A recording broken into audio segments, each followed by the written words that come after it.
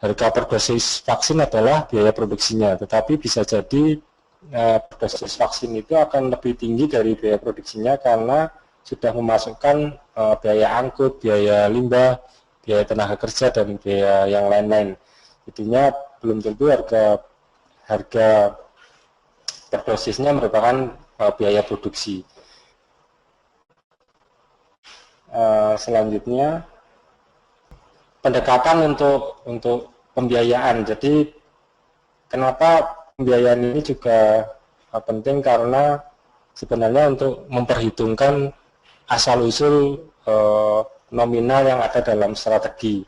Artinya ada satuannya, ada volumenya, ada total biayanya, dan ada jumlah unitnya. Ada tadi yang volume ya, termasuk harga unit. Jadinya dalam total biaya ini kita akan mencoba mengidentifikasi misalkan jadinya berapa jumlah kuantitas yang dibutuhkan, berapa satuan harganya, kemudian berapa total biayanya.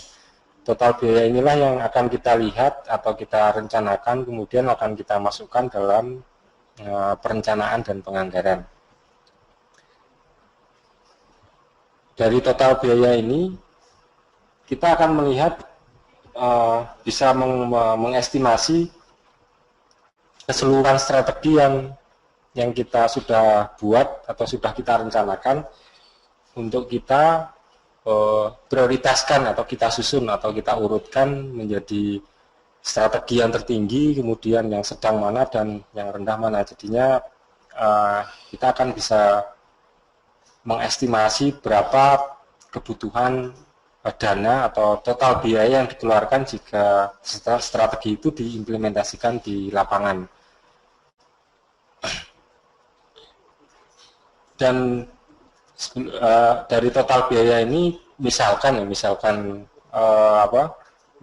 kebanyakan berarti atau biayanya besar dalam satu strategi, berarti apa yang harus dikeluarkan, apakah unitnya dibagi dalam berapa jangka waktu, atau harganya yang harus dicari penyesuaian antara harga pasar, harga yang berlaku di daerah, atau pakai harga unit yang lain. Jadinya biasanya di dalam dokumen perencanaan di tingkat dinas kesehatan atau di puskesmas maupun di pemerintah daerah ini akan memakai standar harga, standar biaya umum atau standar biaya umum daerah. Jadi ada dua standar yang biasanya dikeluarkan setiap tahun ya oleh pemerintah pusat, biasanya oleh Kemenkyu, dan oleh pemerintah daerah. Mereka mengeluarkan standar biaya untuk menjadi pedoman harga barang atau jasa yang akan dimasukkan dalam perencanaan dan anggaran. Oke, jadi kita akan masuk dari sini.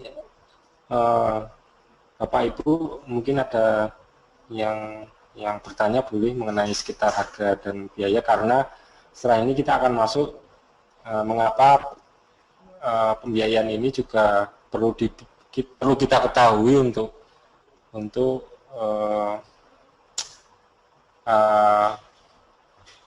melanjutkan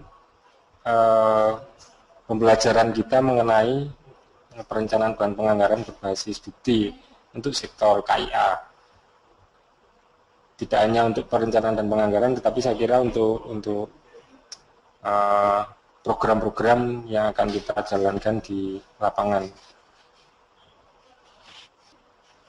Oke. Dalam konteks pemerintah daerah atau SKPD, Bapak Ibu akan mengenal istilahnya adalah perencanaan dan penganggaran.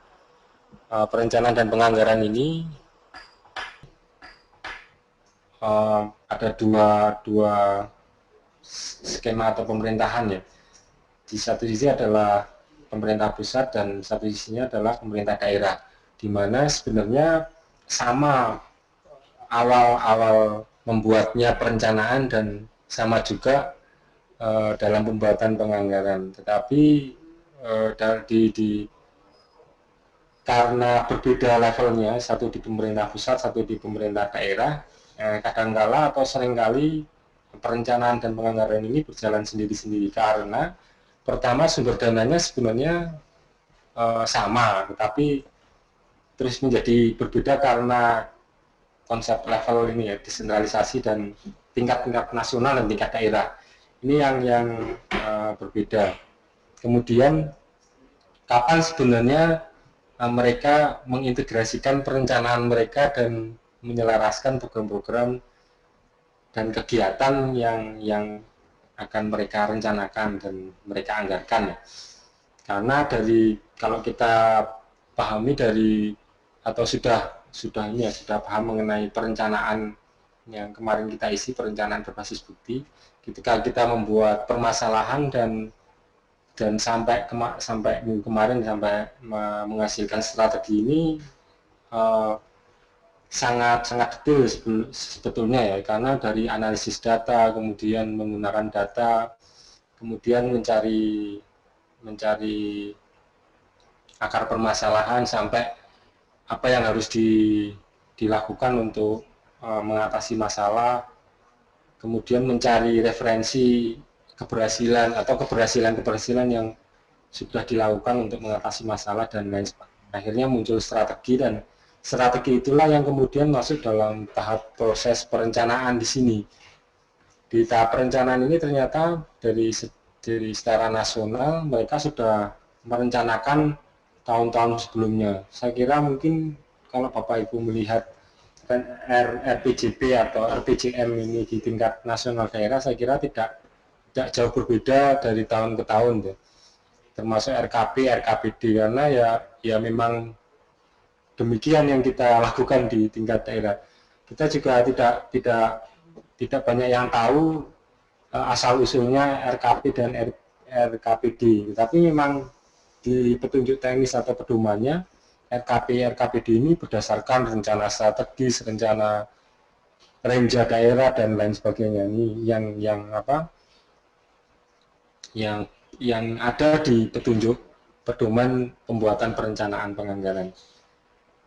Jadi pada saat perencanaan pusat dan penganggaran ini integrasi adalah pada saat Musrenbang sebenarnya. Jadinya terjadilah Musrenbang ini yang kemudian menyelaraskan proses perencanaan yang ada di daerah dan pusat. Tapi lagi-lagi ini sebagai tidak merupakan kegiatan yang tidak mudah untuk menyelaraskan program dan kegiatan antara tingkat pemerintah pusat dan pemerintah daerah.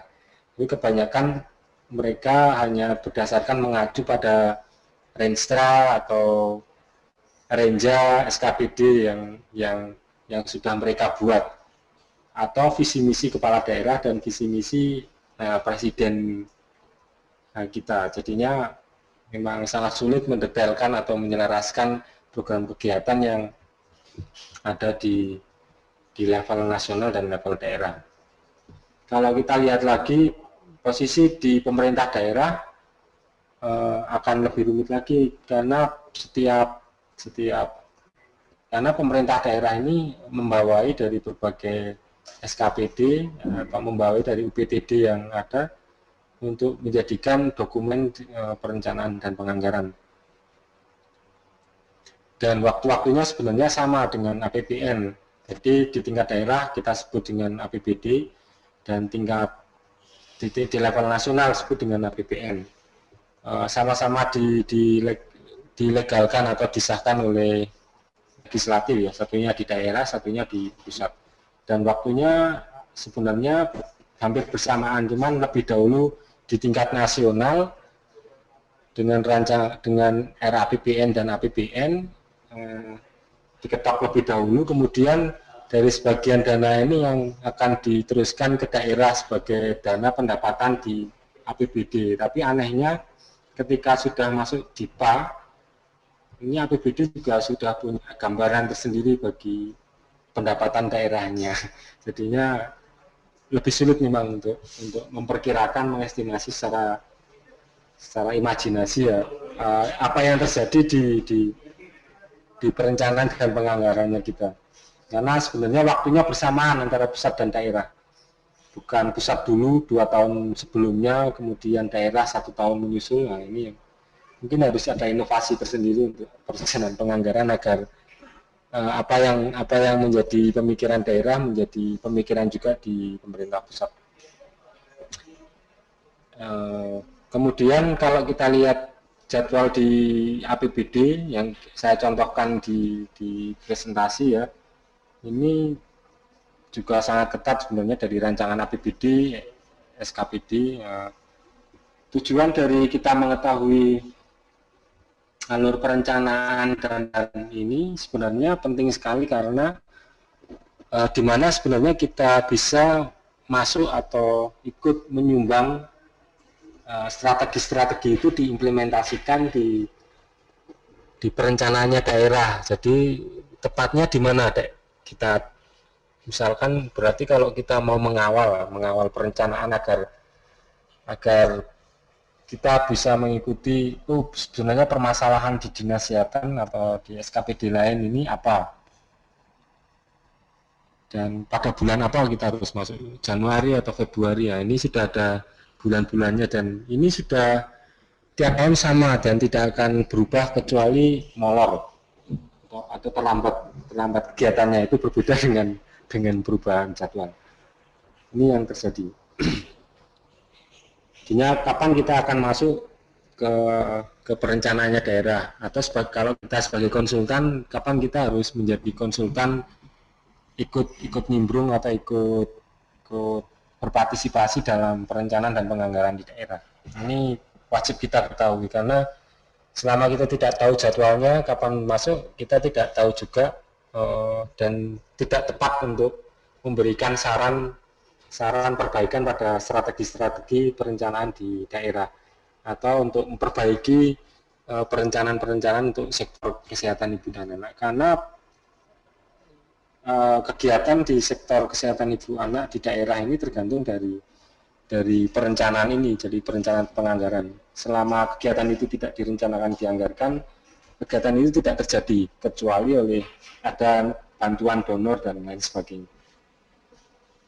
Oke, selanjutnya kita akan mengetahui bagaimana alur belanja APBN ke daerah.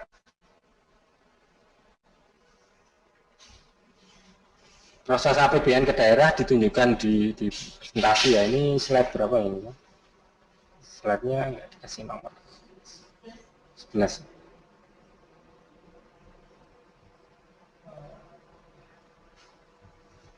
Ya, slide 11 kita lihat alur belanja APBN ke daerah ya. Saya kira Bapak Ibu sudah paham ya, mungkin ada yang paham, mungkin bisa memberikan sedikit pencerahan ke teman-temannya kalau paham. Jadi ada belanja pusat dan belanja di daerah. Belanja daerah ini akan dibagi lagi menjadi dana perimbangan, dana otsus, dana penyesuaian. Kemudian belanja di pusat ini melalui anggaran kementerian atau lembaga. Ini kemudian dibagi lagi menjadi beberapa kewenangan. Pertama di luar urusan 6 urusan. 6 urusan ini seperti pendidikan, kesehatan, dan lain sebagainya. Ada 6, saya juga. Kemudian ada program nasional juga. Ini terkait dengan ada dana dekon, TP, ya, termasuk dana POK ini yang masih lewat dana tugas pembantuan. Kemudian ada penyelenggaraan urusan pemerintah di kantor vertikal yang mendanai kewenangan 6 urusan itu masuk Kementerian Keuangan. Contohnya adalah kantor KPPN, paling mudah itu kantor KPPN ini termasuk di sini. Jadi kantornya ada di daerah, tetapi didanai oleh dari belanja pusat. Terus kantor pertanahan, jadi ada beberapa departemen yang masuk dalam urusan pemerintah pusat yang ada di daerah. Kemudian ada juga yang seperti pertanian mungkin ya, atau kelautan, itu mungkin juga ada untuk mendanai kewenangan urusan pemerintah tetapi dilakukan di daerah. Kemudian untuk anggaran kementerian lembaga sendiri juga dikelola langsung oleh kementerian di sini di bawah kendali oleh Kementerian Keuangan. Jadi akun atau nomenklatur anggaran untuk perencanaan ini tergantung dari yang membuat adalah Kementerian Keuangan.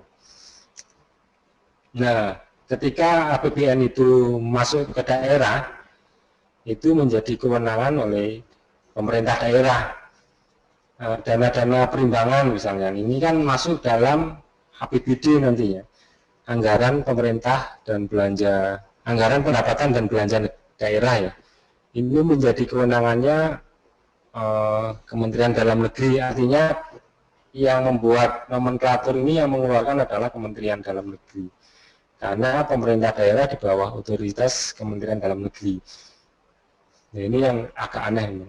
Jadinya nomenklatur yang ada di daerah dengan yang di pusat memang sangat berbeda ya. Jadinya kalau kita membandingkan programnya sama, tapi belum tentu itu nomenklaturnya sama-sama di program. Bisa jadi di APBN itu menjadi kegiatan, tetapi di daerah menjadi program utama.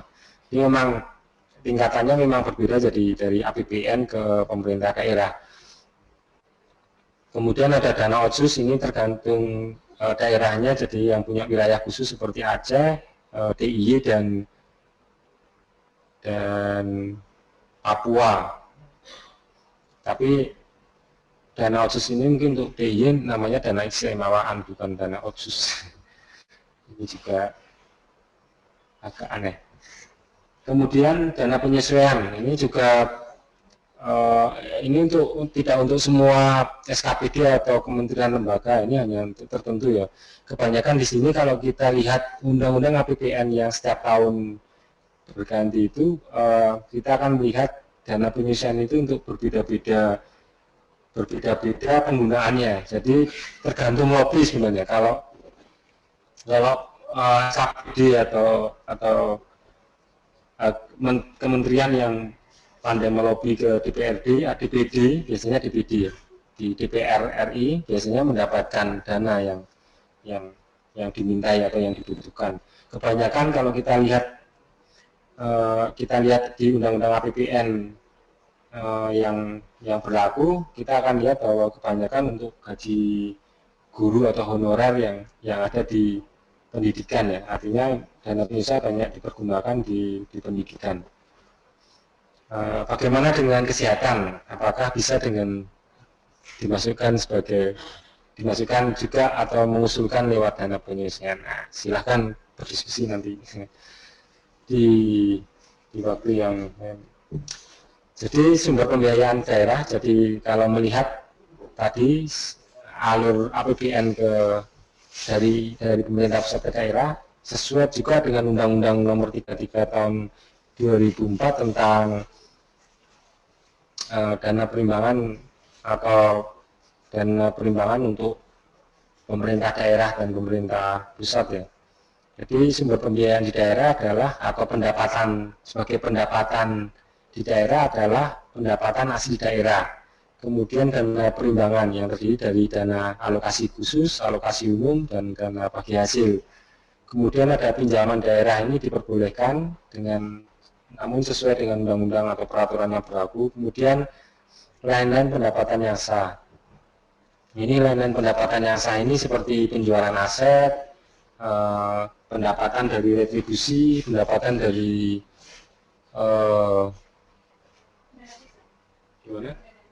ya, dari penjualan aset, retribusi di daerah maupun dari pendapatan di badan usaha milik daerah. Kemudian di slide selanjutnya kita juga langsung membahas masalah dikonsentrasi dan tugas pembantuan yang tadi saya utarakan, bahwa dana dikonsentrasi dan tugas pembantuan kalau kita melihat di alur APBN ke daerah ini akan masuk dalam kewenangan provinsi, kewenangan pemerintah provinsi, artinya tidak langsung diturunkan ke pemerintah kabupaten kecuali tugas pembantuan ya. Dan perbedaannya adalah dana dekonsentrasi ini program-program yang digunakan untuk non fisik, kemudian tugas pembantuan untuk kegiatan yang fisik. Dan tugas pembantuan ini tidak hanya di tingkat provinsi tetapi juga langsung dikucurkan ke tingkat kabupaten, tapi melewati provinsi. Kemudian dasar hukumnya kalau kita lihat, saya kira Bapak Ibu sudah mendownload ya di internet, tersedia ini dokumen-dokumen ini. Undang-Undang 17 tahun 2003 tentang keuangan negara ini akan banyak mengupas tentang APBN dan APBD, jenis-jenis dana dan lain sebagainya. Kemudian Undang-Undang nomor 3 ini tentang perimbangan keuangan antara pemerintah pusat dan pemerintah daerah ini juga terkait dengan jenis-jenis dana perimbangan yang ada di pemerintah daerah. Terus alur APBN itu sendiri juga akan dijelaskan di undang-undang tersebut. Kemudian PP nomor 21 ini juga terkait dengan anggaran kementerian lembaga dan negara. Kalau kita mendetail tahu tentang APBN ya, seperti APBN dan APBN 2014 ini dan APBN perubahan ini, kita akan banyak mengetahui untuk apa saja kementerian atau lembaga menggunakan uangnya di daerah ya. Jadinya di daerah itu dapat porsi berapa dan untuk apa aja kegiatannya. Dan ini bisa dijelaskan nanti kita bisa mengundang industri. Dan kalau kita melihat pengaturan wewenangnya, banyak juga yang kita juga akan mempelajari wewenang pemerintah pusat di era desentralisasi. Ada kewenangan pusat, kemudian ada desentralisasi, ya jadinya dan pemerintah provinsi maupun pemerintah pusat. Next. Kemudian pelaksanaan urusannya ini juga perlu kita ketahui, ada yang menyerahkan sendiri, kemudian melimpahkan urusannya, kemudian menugaskan sebagian urusannya. Ini juga penting diketahui untuk membagi dana-dana itu apakah bisa digunakan di kabupaten atau dana untuk kabupaten. Kemudian dana dekonsentrasi ini merupakan dana yang dikelola, yang bersumber dari APBN yang dikelola oleh pemerintah daerah. Dan ini alokasinya berbentuk fisik. Non fisik ya, maaf. Jadi non fisik. Jadi nanti memang kalau kita lihat di PP nomor 7 tahun 2008 tentang dana dekon, kita kan banyak tahu untuk apa itu dana dekon, pengaturannya seperti apa. Tapi kalau kita lihat di SK alokasi dekon, dana dekon sebenarnya ada setiap tahun oleh Kemenkes. Kita akan mengetahui sedikit banyak strategi-strategi atau kegiatan-kegiatan yang ada di dalam, yang akan digunakan oleh dana dekon. Nah, ini bisa dimanfaatkan oleh kita sebagai konsultan atau sebagai pendamping perencanaan penganggaran di sektor KIA untuk menentukan apakah strategi yang kita lakukan bisa digunakan dari dana kabupaten, dana APBD, atau dana dari pusat APBN ini yang di provinsi, atau dana dekon atau dana TP. Ini yang sebenarnya ya, harapan kita setelah kita mengetahui sumber-sumber pembiayaan atau pembiayaan untuk strategi ini. Kemudian slide selanjutnya, dana tugas pembantuan ini juga sama, sumbernya APBN, dikelola oleh daerah. Dalam hal ini adalah gubernur, bisa juga ke kabupaten kota, bahkan sampai ke desa. Tetapi dananya memang untuk mendanai kegiatan pemerintah, Kementerian Kesehatan di daerah. Ini biasanya untuk fisik ya, dana tugas pembantuan seperti rehabilitasi puskesmas atau membangun puskesdes. Ini terkait dengan fisik. Dan ini sudah artinya direncanakan oleh pemerintah pusat, artinya Kementerian Kesehatan, bukan oleh kabupaten. Artinya memang pelaksanaan dana dekonsentrasi dan dana tugas pembantuan berasal dari petunjuk teknis yang dibuat oleh Kementerian Kesehatan atau Kementerian Keuangan. Jadinya kegiatan-kegiatan itu tergantung dari petunjuk teknis yang sudah ada. Tidak bisa daerah cenderung hanya mengikuti atau menjalankan yang menjadi item yang ada di petunjuk teknis. Ini peruntukannya untuk bersifat fisik, misalnya mendukung kegiatan kegiatan fisik di daerah. Kemudian bagaimana cara menghitung biaya dengan metode perencanaan berbasis bukti. Kalau kita sudah mengerjakan pada tahap ini ya, tahap minggu kedua ini, saya yakin sudah ada strategi yang dihasilkan dari pemecahan masalah. Ada program, ada kegiatan. Kemudian kita sudah memegang estimasi biaya, biasanya dari standar biaya umum nasional atau standar biaya daerah. Dari setelah kita mengetahui standar biayanya dan sudah ada strateginya, kita mengidentifikasi kegiatan atau sumber daya yang diperlukan untuk mewujudkan strateginya. Misalkan pelatihan kader di suatu tempat ya, misalnya di desa X, kita akan mengadakan pelatihan kader. Kita mengidentifikasi kegiatan sumber daya yang diperlukan, artinya inputnya apa untuk pelatihan kader. Misalkan kadernya berapa dulu ditentukan untuk dilatih, misalkan 10 orang. Nah, apa yang diperlukan untuk pelatihan, misalkan tempatnya, kemudian barang-barang untuk ATK-nya, untuk kitnya untuk pelatihan, kemudian ada narasumber, ada tempatnya untuk melakukan pelatihan. Nah, semuanya diperhitungkan, artinya dihitung berapa jumlahnya, berapa harga per unitnya, atau berapa maksudnya cost-nya, biaya yang dikeluarkan. Jadi setelah diperhitungkan antara jumlah dan harganya, akan keluar adalah cost-nya.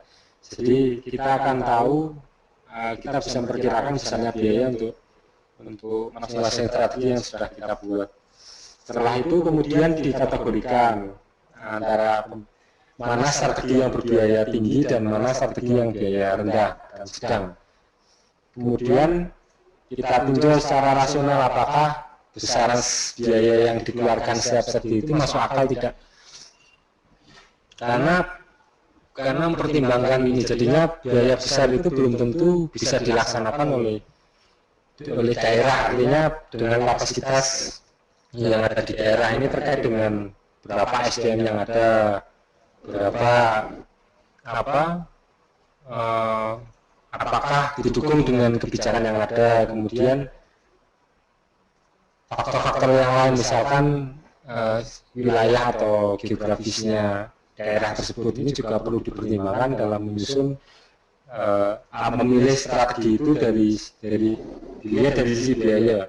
Walaupun murah, belum tentu strategi itu juga dapat dilakukan, karena juga belum tentu misalkan melakukan penjemputan bola dilakukan oleh dokter spesialis di daerah setiap seminggu sekali 2 kali, seminggu 2 kali ya. Ini kan kita lihat apakah dananya ada, misalkan dananya tersedia. Nah, dokter spesialisnya cuma 1, misalkan cuma dokter SPOG misalkan, tapi nggak ada dokter anak atau dokter anestesia. Kita tidak bisa melakukan, artinya tidak bisa melakukan itu selama 2 kali, seminggu 2 kali. Mungkin cuma 1 kali, karena nggak mungkin meninggalkan rumah sakit tanpa mengganti dokter-dokter yang lain. Jadi perlu ada faktor-faktor lain yang dipertimbangkan dalam menjalankan strategi. Jadi biaya juga menjadi salah satu pertimbangan untuk mempertimbangkan apakah strategi tersebut bisa dilaksanakan atau tidak.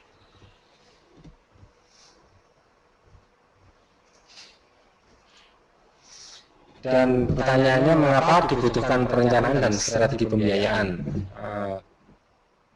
Ini sama ya. Jadi strategi pembiayaan ini, pembiayaan ini membantu kita untuk memperkirakan kebutuhan anggaran kesehatan dalam jangka menengah, jangka pendek, dan jangka panjang. Jadinya ini penting karena ukuran di kita itu bukan utama strategi yang dijalankan, tapi berapa anggaran yang disediakan. Ini yang jadi problemnya di kita, dan bersyukurlah kita karena problemnya masih problem uang. Itu yang bisa diidentifikasi lebih awal, karena dengan uang yang tersedia berarti strateginya jelas, yang murah-murah atau yang mahal-mahal. Ini yang tidak perlu pusing-pusing dulu kan. Jadinya kemudian kita bisa menentukan biaya yang realistis dalam menentukan pembiayaannya, dan kita bisa menentukan anggaran yang dibutuhkan untuk menjalankan program strategi yang telah kita susun. Dan kemudian setelah itu, mana sumber dana yang tepat untuk mendanai strategi tersebut di tingkat perencanaan atau anggarannya. Jadinya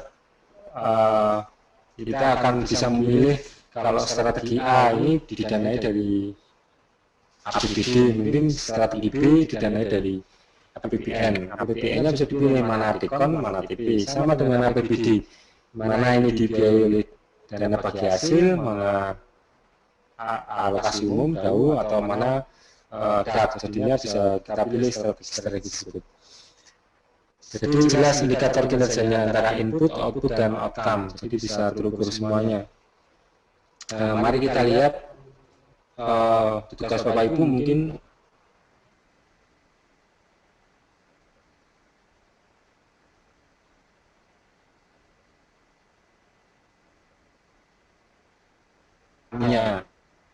sudah jelas di budgetnya itu atau gimana?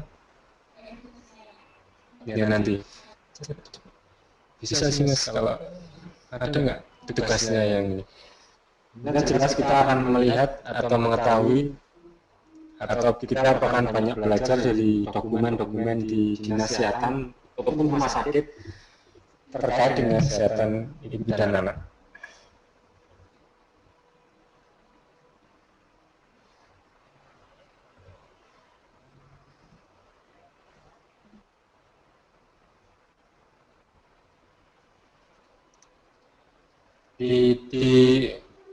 Sudah dibuka kan ya? Ya, jadi kita coba lihat di kanan itu beberapa slide ya, contohnya di ini ada contoh dari strategi tugas dari teman-teman Universitas Jember ya. Kita lihat lah, ini sudah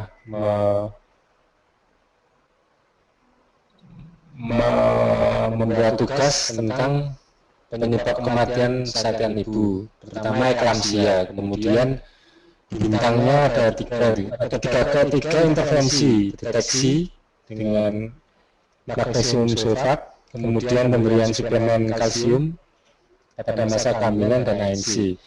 Dari tiga kegiatan intervensi itu, kemudian dipilih mana yang sulit dilakukan atau mudah. Jadinya kalau Bapak Ibu membuka kembali lembar kerjanya, ini lembar kerja 1A dari penyebab kematian saat ibu dan anak, ini untuk serta intervensi kesehatan prioritas. Yang paling mudah dilaksanakan adalah ANC, antenatal care. Ini terkait dengan kerjasama dengan puskesmas. Kemudian ini cuma nomor 1 aja ya yang jadi, enggak tahu sudah sampai strateginya tuh. Kemudian kita lihat ANC ini apa aja terus Mas. Nomor 2-nya. ANC ini apa sebentar Mas? ANC ini dia bisa mengatasi permasalahan ibu dan ibu bayi lahir. Ini balitanya enggak ada yang sebenarnya. Ya terus Mas. Kemudian kita lihat bottleneck-nya di grafiknya, ini hilang. anu udah bisa lihat peserta ya. Di apa yang menjadi masalah di ANC kalau intervensinya ANC untuk bisa menjalankan ANC ternyata bidan kitnya lengkap. Ini kasusnya nggak tahu saya di dinas kesehatan atau di dinas mana maksudnya. Terus ternyata jumlah bidannya sedikit ya. Jumlah bidannya hanya kurang dari 50%. Kemudian jam perjalanan ini dibuat, nanti kita lihat apakah aksesnya ini terkait jam perjalanan. Nah, K1-nya nanti kita contoh satu-satu ya, kita bahas ANC ini ya. Jadinya K1-nya tinggi nih, tiba-tiba K4-nya ya lumayan sih sebenarnya. Tapi kualitinya sangat sedikit ya, ini jomplang sekali. Lengkap ini untuk quality, seharusnya quality bukan lengkap. Tetap quality ya, bukan lengkapnya, ini mungkin diganti. Jadi kualitinya turun sekali, indikatornya lengkap lah, itu baru. Jadinya bukan yang dinamai lengkap. Jadinya ternyata permasalahannya di jumlah bidan, tapi K1-nya udah tinggi, hampir sudah 80%. Yang menjadi masalah jumlah bidan.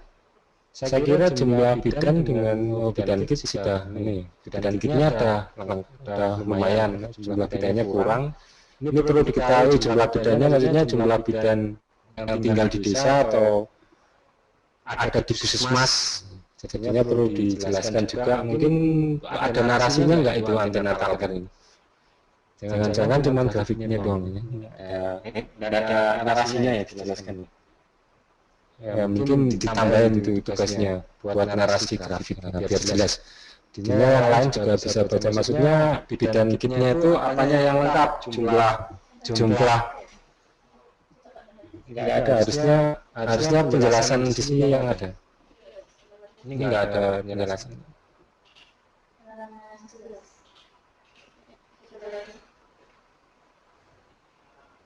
Oh iya, itu ada ya. Jadi ini coba ya, sudah ada. Jadi ANC ini Mas naik lagi Mas. Ini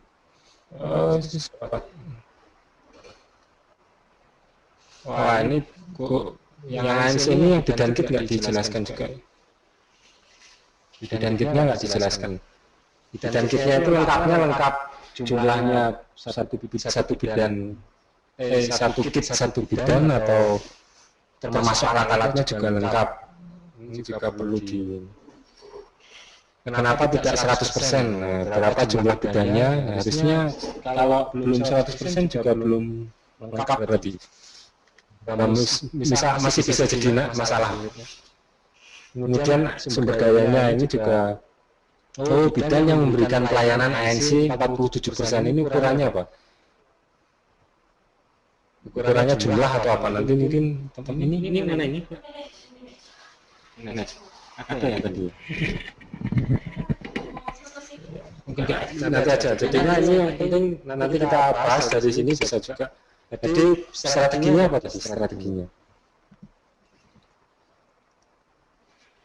Jadi mungkin perlu didiskusikan ini, Mbak. Jadinya perlu diskusi sendiri, waktu sendiri mungkin bagi yang, karena saya yakin mungkin perlu bagi teman-teman narasumber yang lain perlu menjelaskan apakah seperti ini betul. Kalau ditulis saya yakin bisa panjang lebar, mending didiskusikan bersama ya. Terus strateginya, tentang strateginya yang dihasilkan ya turun. Jam lewat ya. Terus. Terisi. Tempat belum terisi. Tempatnya kosong. Belum ada ya? Oh, belum ada strategi. Ini tugasnya sampai strategi ya. Ini belum ada strategi yang dihasilkan. Beneran? Bawah ini coba. belum ada semua. Ya ini sayangnya belum ada. Jadi kembali ke PowerPoint tadi, saya contohkan misalkan yang jadi masalah supply-nya ya, atau persediaannya ternyata kurang dari 50%. Mas, slide bawahnya Mas. Ya, jadinya adanya strateginya adalah perbaikan pencatatan dan pelaporan bidan di Vaskes. Nah ini apa hubungannya kurangnya persediaan dengan catatan? Nah ini ada sejarahnya. Jadinya ternyata karena tidak ada catatan yang benar tentang bidan kit, jadinya apa yang di peralatan itu tidak pernah diusulkan. Nah, jadi tadi saya bilang bidan kit itu jumlah kitnya atau termasuk di dalamnya adalah perlengkapan lengkapnya di situ. Jadinya apabila di situ juga kurang lengkap kitnya bidan, jadinya perlu kita catat lah. Ini makanya strateginya adalah salah satunya yang paling mudah dilakukan adalah perbaikan pencatatan pelaporan bidan di Vaskes mengenai bidan kit. Detail strateginya adalah review form pencatatan di Dinas Kesehatan Provinsi. Ya ini juga melibatkan provinsi karena ada perbedaan form pencatatan antara kabupaten dengan provinsi. Kemudian yang kedua adalah pelatihan pencatatan dan pelaporan 4 kali setiap tahun. Ini sebenarnya adalah karena bidan-bidan ternyata tidak banyak yang bisa mencatat atau mengisi form-form yang telah disediakan. Ini juga perlu. Jadi terus kemudian pembiayaannya apa? Nah ini yang dibutuhkan adalah gaji bupati, maksudnya mungkin honor narasumbernya, kemudian barang jasanya mungkin fotokopi berapa, kemudian belanja modalnya ada enggak, kalau enggak ada, kalau pelatihan seperti ini mungkin tidak ada. Kemudian dari staff itu juga ternyata untuk staffnya yang kurang ini belum ada regulasi tentang bidan, tentang kontrak di daerah. Nah, makanya mungkin strateginya dia adalah contohnya membuat kontrak dengan masa kerja wajib di tempat tugas. Nah, kemudian ada regulasi yang merekrut bidan dengan mandiri misalkan. Terus dengan atau regulasi yang memberi insentif untuk daerah terpencil, ini juga termasuk strategi-strategi yang dibuat. Contoh dari strategi membuat kontrak masa kerja dan wajib ada di tempat tugas, contohnya adalah mati ya? Webinarnya mati nggak? Enggak. Ini listriknya baru padam. Jadinya contohnya mungkin perekrutan bidan kontrak ini juga banyak dilakukan oleh teman-teman di daerah dengan biaya mandiri. Cuman sangat susah untuk biaya pemerintah daerah karena perlu terobosan, perlu keberanian untuk merubah. Dan kebanyakan kontrak-kontrak dilakukan oleh teman-teman siswa atau donor. Ini beberapa contoh dari masalah utama, muncul strategi, kemudian didetailkan strateginya, muncullah pembiayaan. Dari pembiayaan inilah yang kita lihat setelah kita memperhitungkan semuanya, semua detail strateginya, termasuk berapa unitnya, berapa jumlahnya, berapa harga per unitnya, dan lain sebagainya. Jadi total biayanya berapa. Setelah ditotal semuanya dari strategi yang kita buat, kita akan menentukan dari sisi biaya mana di slide selanjutnya ya, di slide hampir terakhir, mana yang strategi atau biaya yang berbiaya tinggi, rendah, dan sedang. Ini akan masuk dalam kategori itu. Jadi ini penting untuk menjadi salah satu pertimbangan dalam menentukan prioritas. Meskipun nanti kita akan bisa memilih cara memilih prioritas strategi dari model yang lain. Demikian ini yang terakhir yang bisa kita lihat ya, kita simpulkan. Dan di slide setelah terima kasih ini, terima kasihnya di atas.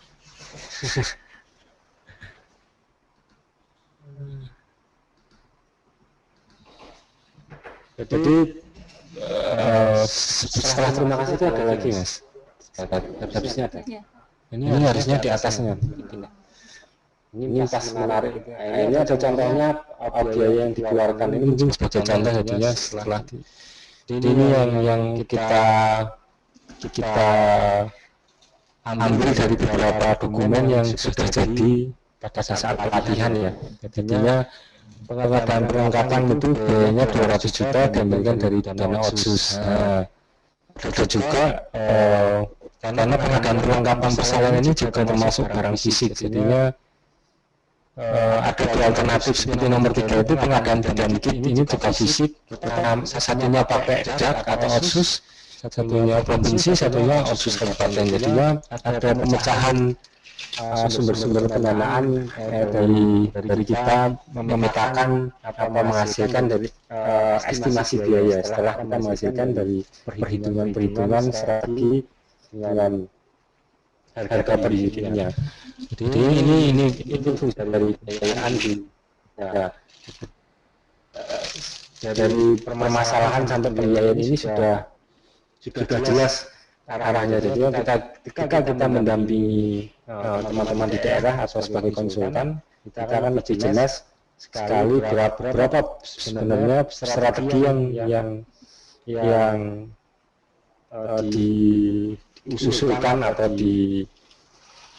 diarahkan untuk dilaksanakan ke dinas kesehatan termasuk biayanya. Ini yang contoh yang kedua di RKA. Di RKA ini juga sama sebenarnya. Ini bentuk RKA di dinas kesehatan ini kita bisa di-download di internet ya. Ini belanja langsung ini termasuk dari strategi yang ini contohnya. Karena peningkatan pelayanan programnya adalah peningkatan pelayanan sederhana. Kegiatannya sweeping ibu hamil keempat secara berkala. Ini yang tadi itu perencanaan di slide sebelumnya. Kemudian gaji upah berapa, kemudian barang jasa ini termasuk perjalanan, kemudian lamsangnya dan lain sebagainya. Ini bisa dimasukkan di RAK. Jadi tergantung pada saat kita memperhitungkan pembiayaan dan pendampingannya di tingkat daerah. Ini yang bisa saya sampaikan.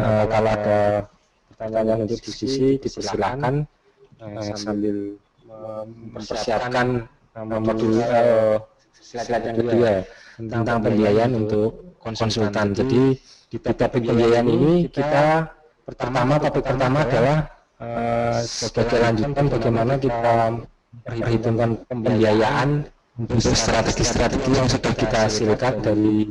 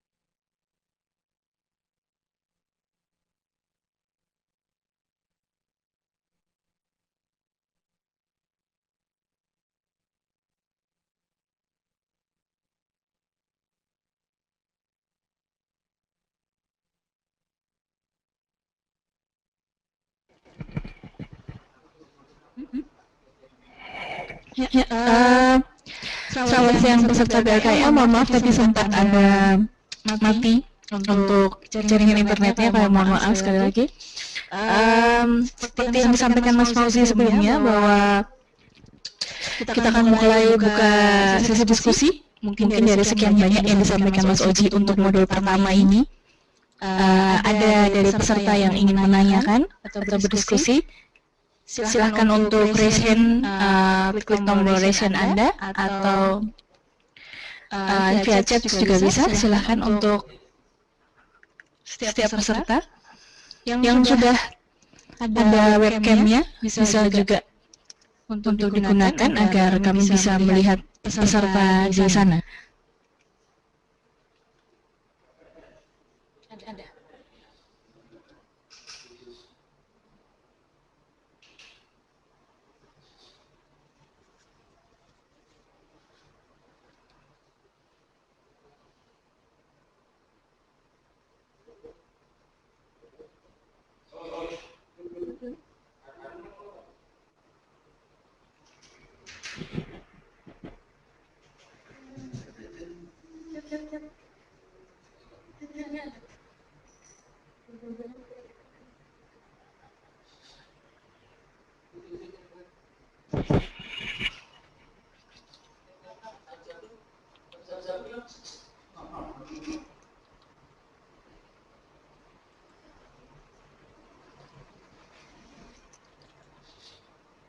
Ada.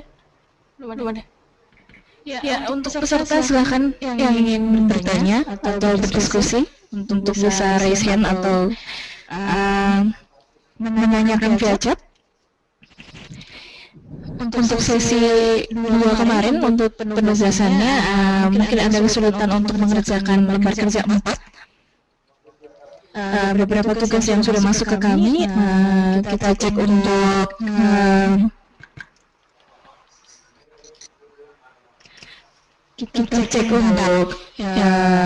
lembar kerja 4-nya, ada beberapa yang masih kosong. Salah satunya adalah tim ULED tadi yang kami sampaikan untuk kami tampilkan sebagai salah satu contoh. Ada? Oke, deh. Oke. Ya, untuk materi hari ini dan juga slide presentasi tadi, Anda bisa dapatkan pada website KIA, berikut juga dengan videonya, juga akan ada di website Kesehatan Ibu Anak. Kita sering kirimkan linknya via alert di gambar atau icon paling bawah di alert tersebut. Tinggal Anda klik, kemudian Anda akan terlink ke website Kesehatan Ibu Anak. Untuk next, setelah acara ini dan setelah video ini selesai di edit, kita akan sampaikan linknya yang langsung ke pertemuan sesi ini. Sedang untuk materi yang hari ini, sekali lagi saya sampaikan Anda di website KIA. Bisa Anda klik icon yang bergambar ibu dan anak di bawah alert Anda. Oke.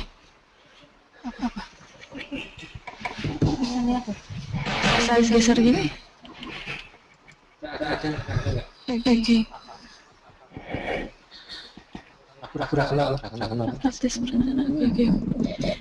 Mas Fauzi, ini ada salah satu pertanyaan dari peserta terkait dari Pak Sunarto dari FKUII. Apakah kami bisa mendapat contoh praktis perencanaan dan penganggaran yang sudah lengkap? Mungkin tadi ya Pak, salah satu. Oke. Oh iya Pak Sunarto. Jadi mohon maaf Pak Sunarto, jadi ini yang dimaksud dokumen dinas kesehatan ya, dokumen DPA dinas kesehatan. Mungkin bisa dibuka. Kalau iya ya akan saya kirimkan ini melalui Mbak ya. Kok sesuatu.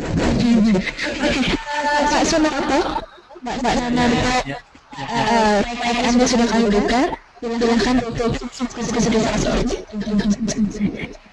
Iya, jadi halo. Ya Pak. Kalau bisa ada contoh yang lengkap, tinggal kita butuh bentuknya seperti ini, bentuknya seperti apa. kalau ada nanti saya di email.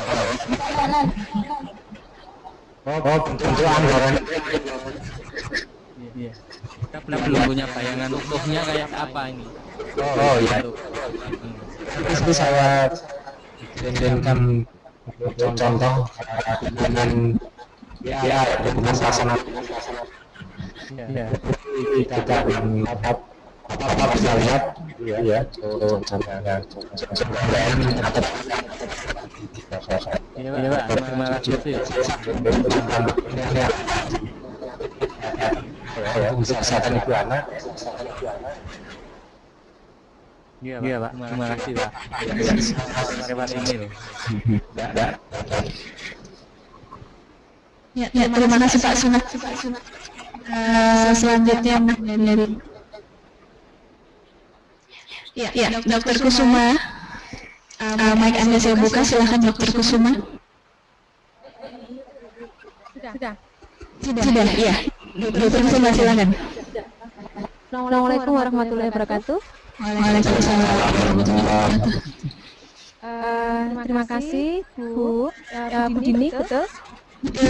Membawa. Kami dari FKUMM menanyakan terkait dengan pembiayaan dan perencanaan, apakah standarnya itu berdasarkan pusat atau berdasarkan wilayah yang pertama. Kemudian yang kedua, untuk penghitungan dana, apakah nanti kita mulai dari jasa Wisma atau organisasi yang paling kecil, kemudian PKK sampai kelurahan dan sampai per kecamatan. Kalau memang seperti itu, berapa jumlah, apakah nanti ada ketentuan dari UGM, apakah nanti disediakan minimal anggota, artinya kalau jasa Wisma kita tahu bahwa per 10 kepala keluarga itu ada satu ketua jasa Wisma, apakah itu nanti perlu dimasukkan atau tidak, dan setelah masing-masing ketua jasa Wisma kita masukkan, berapa minimal yang harus kita masukkan di situ, mengingat jumlah KK dalam suatu RT itu kurang lebih 50, artinya ada 55 petugas jasa Wisma dan satu ketua ketua RT. Terus terkait dengan petugas yang ada di puskesmas, biasanya dalam satu wilayah itu ada di tempat kami di Malang kurang lebih ada 20 puskesmas induk dan 20 puskesmas pembantu. Dalam satu puskesmas, apakah nanti kita menghitung satu kepala puskesmas ditambah dengan 2 bidan, petugas bidan atau mungkin perawat di situ, dan apakah ditambah lagi dengan petugas yang lain? Artinya kalau kemarin saya baca ada petugas seperti teknik, kemudian perlengkapan dan lain sebagainya. Dalam satu puskesmas standarnya berapa? Apakah ada 3 termasuk satu kepala puskesmas dan 2 bidan ditambah 2 petugas yang lain atau seperti apa? Jadi itu saja, terima kasih. Wassalamualaikum warahmatullahi wabarakatuh. Waalaikumsalam warahmatullahi. Terima kasih Dok. Jadinya kalau standar biaya jelas sekali. Pertama mengacu ke daerah. Kalau daerah tidak ada mengacu ke nasional. Jadi standar biaya ini mengikuti standar biaya di daerah karena sudah ada berdanya. Nah ini yang susah juga mendapatkan dana untuk standar biaya. Tapi biasanya di setiap SKPD ada, kalau tidak ada di internetnya pemerintah daerah, mungkin bisa tanya ke SKPD yang bersangkutan, misalkan di dinas kesehatan atau di saya kira punya itu, karena standar biaya di daerah itu untuk menghitung perencanaan dan penganggaran di daerah. Jadinya mereka mesti punya untuk setiap. Terus untuk detail yang dokter bilang setiap jasa Wisma PKK itu tergantung strateginya. Misalkan bidan, kebutuhan bidan yang tadi saya bilang ini, bidan-bidannya satu kabupaten, satu kabupaten misalkan ada 10 puskesmas, bidan-bidannya per puskesmas butuh 10 karena atau setiap puskesmas tidak sama kebutuhannya, tergantung berapa bidannya. Jadi hitungannya adalah tergantung dari kebutuhan kegiatannya. Jadinya Mas harus kepala kelas dua bagian itu tidak ada di menurut strategi atau kegiatannya. Misalnya bidan itu ya yang mendapat adalah bidannya, bukan kepala bisnis juga dihitung. Kecuali kepala bisnisnya adalah bidan yang ikut juga dalam program tersebut. Ada lagi. Kedua, ini ya, mungkin itu yang bisa kalau terlalu jelas saya juga belum begitu jelas ya. Makanya seperti itu yang dimaksud ya. Jadi tentu dari rincian kegiatan itu tergantung strategi yang dihasilkan, kemudian kegiatan apa yang dilakukan. Kalau pelatihan itu ya berapa bedanya, berapa apa narasumbernya, berapa juga berapa kebutuhan kitnya atau seminar kitnya atau pelatihan kitnya, alat kitnya, dan jadinya bisa dihitung detailnya itu. Jadi tidak bisa dicacah itu untuk perencanaan itu yang terjadi di negara kita. Jadinya anggaran itu memang besar sekali. Kalau nanti Bapak itu akan saya berikan contohnya suatu KPATMS, dinas KPATMS, bagaimana perencanaan dan penganggarannya. Detail di dokumen yang mereka laksanakan setiap tahunnya. Demikian, terima kasih. Untuk Bu Dr. Kusuma, saya akan coba buka tugas dari UMN, mungkin bisa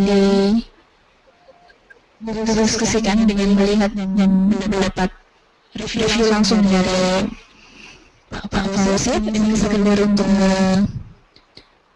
menjadikan kotak ada untuk yang lain juga.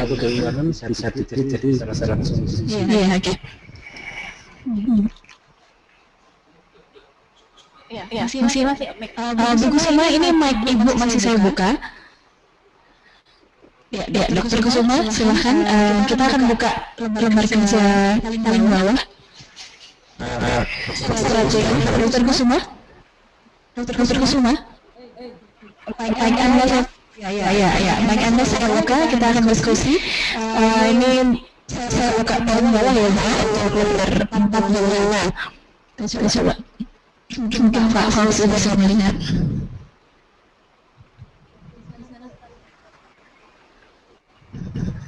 Yang langsung ke pembiayaan, Mas Fauzi? Oke, yang 5, turun lagi Mas, 5. Ya, ini serta yang lain, ini kita sedang mencermati tugas sesi kedua dari tim BMM. Nah, ini dia, lembar kerja 5. Ya, itu strategi kedisiplinan para perkiraan biaya yang dikeluarkan untuk masing-masing strategi ini di lembar kerjanya UMM ya, Universitas Muhammadiyah Malang ya, Fakultas Kedokteran ya. Jadi teman-teman di tempatnya masing-masing ya, Bapak Ibu silahkan mencermati di layar monitornya masing-masing. Di lembar kerja 5 ini strategi yang terpilih adalah kedisiplinan para petugas perlu ditingkatkan. Sumber dayanya adalah seluruh petugas di KIA dan juru-juru imunisasi yang ada. Ini berapa jumlahnya? Sudah ada ya? Perkiraan biaya. Jadi ini mungkin dari strategi yang dipilih harus dipecah lagi menjadi kegiatan yang nyata yang diimplementasikan. Ini kedisiplinan para petugas perlu ditingkatkan. Ini kegiatannya apa? Misalkan pengadaan alat untuk absensi misalkan. Ini kan terkait dengan disiplin. Atau pelatihan. Pelatihan apa ya kalau pelatihan ini kedisiplinan para petugas ini apa? Oh, pemberian insentif misalkan. Pemberian insentif apabila ada indikator kinerja yang sudah ditentukan ya, tercapai misalkan. Adanya insentif bagi petugas yang mendapatkan kinerja yang optimal, atau workshop tentang menentukan indikator kinerja itu sendiri juga bisa. Jadi ini kurang kegiatan yang harus dilaksanakan, Bu. Jadi bukan sumber dayanya. Yang di sebelahnya harusnya. Jadinya jadi perkiraan biayanya ini jelas. Ini untuk apa? Kegiatannya untuk apa? Dan inputnya apa? Ini sebenarnya inputnya sudah benar ini. Di perkiraan biaya ada 2 petugas kali 20 puskesmas induk dikalikan lagi standar biaya. Ini standar biayanya standar biaya Malang berarti ya. Kayak Malang misalkan nggak punya, intip punya tetangga, misalnya Surabaya atau malah provinsi. Silahkan lihat standar biaya provinsi. Kalau tidak ada lagi standar biayanya di mana? Di tingkat nasional. Dan kemudian ini sudah benar yang sebelah kanan sendiri, dia sedang atau rendah atau ini. Ini saya kira harus lihat semua strateginya. Jadi ini kurangnya dari strategi ini adalah kurang mendetailkan strateginya. Jadinya apa yang dilakukan dari strategi ini. Jadi tapi ada juga yang sudah berbentuk kegiatan, ini juga bisa tidak perlu didetailkan lagi. Jadi gitu Bu Dokter Kusuma ya. Ini penjelasan. Mungkin ada komentar? Silakan. Iya, terima kasih.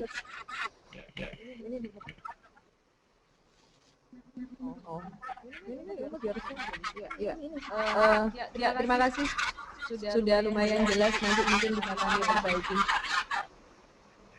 Terima kasih. Mungkin ada teman-teman yang lain setelah melihat contoh tugas dari UMM ini ya. Terus lihat contohnya ini tugasnya pada nggak lengkap ini. Tadi yang dibuka pertama dari mana? Unram ya. Itu juga belum ada strateginya, mungkin perlu diperbaiki dan dikirim ulang ke Mbak Dini ya.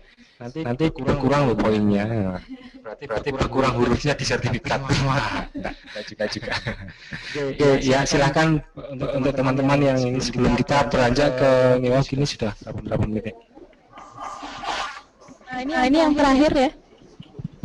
Sesi untuk modul pertama. Kemudian modul kedua mulai saya sampaikan dulu pertanyaan dari Pak Fauzi. Bagaimanakah mempertimbangkan strategi yang kita di kabupaten tersebut memiliki 852 desa. Gimana?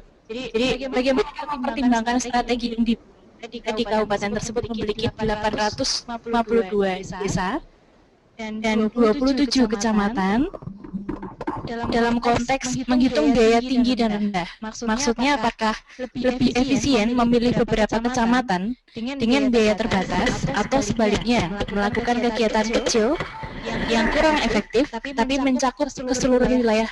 Terima kasih. Ya, saya maksud sebenarnya ini diperhitungkan dari jumlah desanya ya. Tapi strateginya cuma satu, harusnya dari beberapa strategi desanya sama atau dipilih ini Bu. Jadinya kalau dari desa itu atau dari kecamatan dipilih mana dibuat zona 1, zona 2, zona 3 sampai zona 4 misalkan. Ada desa, kota, desa tingkat 1, desa tingkat 2 atau gimana. Jadi atau mana yang masyarakat miskinnya lebih banyak atau masyarakat kurang beruntung lebih banyak. Jadinya sebenarnya banyak hal faktor-faktor yang perlu dipertimbangkan untuk memilih itu jadi prioritas dalam pembiayaan. Jadinya bisa jadi dibagi dalam beberapa desa atau memang mau dibiayai semua, itu tergantung dari sumber biaya. Makanya dilihat dulu apakah itu masuk akal ketika itu semua desa dimasukkan atau tidak. Jadinya dari sisi biaya saya kira lebih bisa masuk ya, karena anggaran yang kita sediakan memang terbatas. Terima kasih. Oke.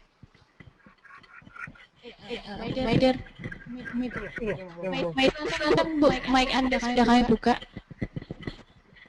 Iya, terima kasih atas tanggapannya. Ya mungkin ya kita melihat beberapa faktor seperti yang disampaikan oleh Bu Materi tadi. Bukan hanya melihat apa ya, desa jumlah desanya saja, tapi melihat prioritas masalahnya juga ya. Iya, betul Bu, betul. Ya.